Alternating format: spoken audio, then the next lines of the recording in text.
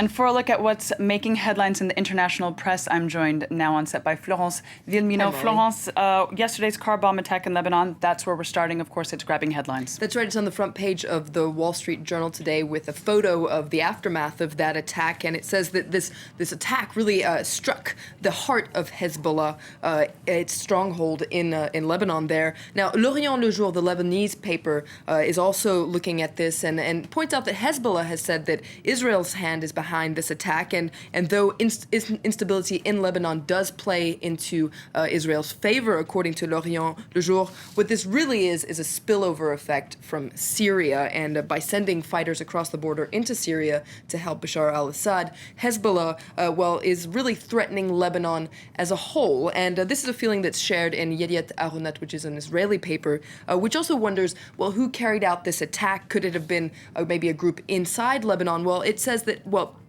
what's really probably happened here is, once again, the spillover effect from Syria, because, in fact, the method of operation, this car bomb that was set in Lebanon, well, that really marks the hallmark of Islamist groups that are operating in Syria. So it says that this bomb really is proof that the civil war in Syria is spilling over into Lebanon, and Yediot Ahronot says that Hezbollah actually is getting a taste of its own bitter medicine here. Okay, Florence, we also have, of course, papers continuing to focus on the unrest in Egypt. That's right. There's a cartoon in China Daily which sums things up quite well, and you see this Egyptian there in the desert, and points out that, well, Egypt has had this thirst for freedom and democracy, but it turns out maybe this oasis is just a mirage, and all that's left is sand slipping through his fingers. There's also a really interesting article in the International Herald Tribune today about one of the consequences of the unrest in Egypt, and that is the fact that families are being really split apart by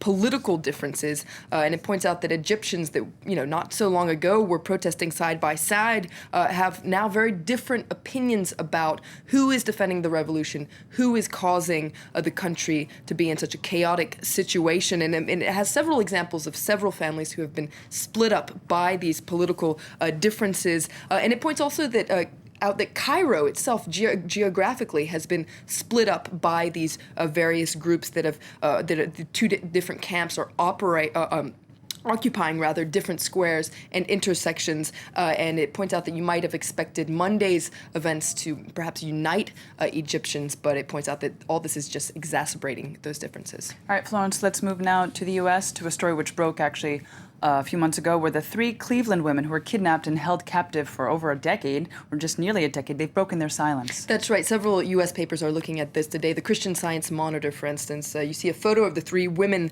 there, Gina DeJesus, Michelle Knight, and Amanda Berry. Now, what they did was they made a video that they put on YouTube to thank their supporters for, being, supporting them, but also for their financial support, because the fund has been set up. It's called the Cleveland Courage Fund, to help them set up new lives. And it's raised more than $1 million.